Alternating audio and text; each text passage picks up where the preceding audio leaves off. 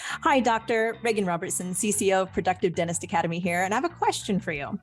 Are you finding it hard to get your team aligned to your vision, but you know you deserve growth just like everybody else? That's why we've created the PDA Productivity Workshop. For nearly 20 years, PDA workshops have helped dentists just like you align their teams, get control of scheduling, and create productive practices that they love walking into every day. Just imagine how you will feel when you know your schedule is productive, your systems are humming, and your team is aligned to your vision. It's simple, but it's not necessarily easy. We can help. Visit productivedentist.com/workshop. That's productivedentist.com/workshop to secure your seats now. We just stay present. And I think when you're present with people, they remember you.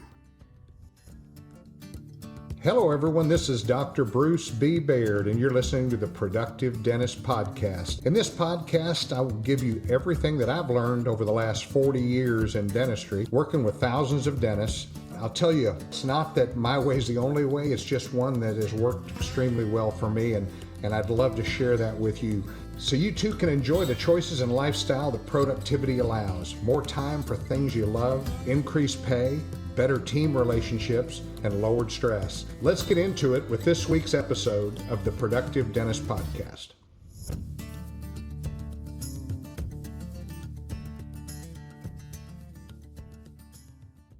Hi, this is Dr. Bruce Baird with the Productive Dentist Podcast, and looking forward to a new year. 2024 is upon us, and I really want to share with you a thought I had over the last couple weeks. I had a great conversation with my partner, Dr. Jeff Buski. Many of you know him, and we were just talking about, we were just sharing information, and he was asking, what things that we're looking at his business and kind of how he's doing things, and the word came up that really has changed the direction of my life over the last 25 years, and that word's leverage. Leverage for the new year. And what do we mean by leverage? What we're talking about is the ability to be able to leverage yourself, to leverage your relationships, your social media contacts, to leverage your education, to leverage the things that you know, and to leverage, leveraging your time is something that I think a lot of us end up sitting around, and we're on our computer, we're at home, we're doing whatever, and all of a sudden we look up and it's 2 hours later. And we've just wasted 2 hours of our life. And, a close friend told me 30 years ago, said, Bruce, I was telling him about wanting to do a course called the Productive Dentist Podcast. And he said, is that going to help you to leverage, your knowledge? And that question hit me, and I was like, well, the more I can share it, then I'm actually leveraging what I'm doing. The amount of time, if I become more efficient at the dental practice, I go into work, I'm very focused. That leverages your time, because it's those times when you kind of are just going through the motions that I really think that affects people. I think it affects us in a significant way. We have only so much time, on the planet, and you've heard me talk about that a lot. I talk about it more now that I have less time, but I think it's important to, how do I get to spend time with my kids or with my grandkids? I've got to be able to spend time with them and to leverage that time to make sure that when I'm there, I'm present. Same thing with Cynthia, my wife. When I'm there, I need to be present, and to be able to leverage that. We do things we want to do. We keep track of where we're traveling. We just stay present. And I think when you're present with people, they remember you, and I'm probably one of the worst. You've heard in previous podcasts where I've said, I have ADD, and, my mind tends to wander, and all of a sudden I'll yell, let's go ride bikes. And that's something that I've had to really deal with most of my life. And that has helped me in many ways because I've learned how to hyper focus and focus on things that are important. But it's also cost me in relationships and being present and really listening to people and really understanding people. To me, that sets something in motion that will carry you through the rest of your life. In other words, being present with those people that are around you. People love that. I know I watch my wife at Christmas with all the grandkids, and she spends time with each one of them, right up in their face. When I say in their face, just looking at them eye to eye and talking to them individually. And that's really the leverage of your time. You could sit there and, do whatever. And I'm learning from her on how to leverage my time when I'm spending time with the grandkids. I need to make sure I'm present because, I didn't really have, my grandparents they lived in New Jersey and Virginia, and I grew up in Texas. So I never really had that opportunity to have them be a really big part of my life, except I'd see them at holidays. But having our grandkids close to us, that's a new thing for me. And so I'm having to relearn how to leverage my time when I'm with my grandkids, and even with my kids. That's been super, super important. And I'm not the best at it. I'm telling you straight up, but it's something I'm working on, all the time. When I say leveraging, when you leverage your time, if you're sitting there packing cord every day and you're doing crowns packing cord and you're making temps and you're doing all those things in the office that you could literally have someone else be doing, unless you just love it, then leave it. Let someone else do it. Train them to do it the way you want it done. And what you'll find is you have more time to do other things. So you just leverage your time.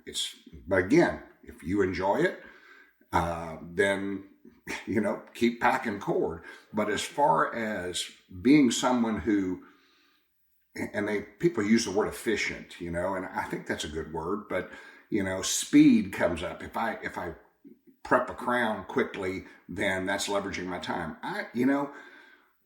I'm not going to speed. I'm fairly quick at doing all of that stuff, but I'm not doing it fast so that I can measure how fast I did it, if that makes any sense. But I'm doing it efficiently. I'm going to prep. I don't have a lot of wasted motion, a lot of wasted time. I prep the tooth. I do what it is I'm doing, and then my team comes in because I've trained them, and that allows me to leverage time to where I can go into another op, treat another patient, take care of another person, do the things that I love doing. And by the way, it also helps increase your productivity. Your production per hour goes up. Why? Because you're not sitting there. We're taught in dental school, we don't have assistants. And what we're doing all day long is we're, packing cord and taking our own impressions, and we're doing everything ourselves. And that carries over. I see a lot of young dentists I see a lot of old dentists that are still packing cord and still want to make their own temps because no one else can do it as well as they can. Or, and that was my thought. No one can do it as good as I can. Well, that's BS, because what I'll tell you is I'd rather have Summer do a temporary on me than me do a temporary. I had somebody the other day, actually a private equity partner of mine, that said he went to the dentist, and it's a well-known branch or franchise type deal. And he goes there, and he came in, and the hygienist, they didn't have a hygienist for him, even though he was, they'd called and confirmed his appointment and everything else. And a dentist came in and introduced himself and started, to tell him he was going to clean his teeth. And my buddy said, "No, I don't really want you to clean my teeth. I really would rather have a hygienist do it." And the reason he said that, he says, "Well, I don't figure you've done that many cleanings. And I really want to wait and have a hygienist do it in the future. So I want to reschedule." that thought process, he was looking at something and saying, I don't think this guy's done a cleaning on people. I want somebody who does it for a living. And that's exactly, if you're doing your own cleanings and you're doing that stuff, and sometimes that's a necessity. I understand that. Sometimes you have to do it. It's part of the makeup of the practice. You have a hygienist that's out or whatever. But my preference would be, I'm just like my buddy. I would say, reschedule me and let's let the hygienist do that cleaning, because I don't know which end of a scaler to use. I haven't done a cleaning since, good grief, I don't know, it's been 40 years. And I don't want to do them. In a pinch, I could figure it out, but it's not what patients want or desire. They want somebody who they feel like is top shelf. And personally, now you go to the physician's office, you go in, and to a specialty physician, they'll have 2 or 3 people come in, take all of the records, take all of that information, and then finally the doctor walks in.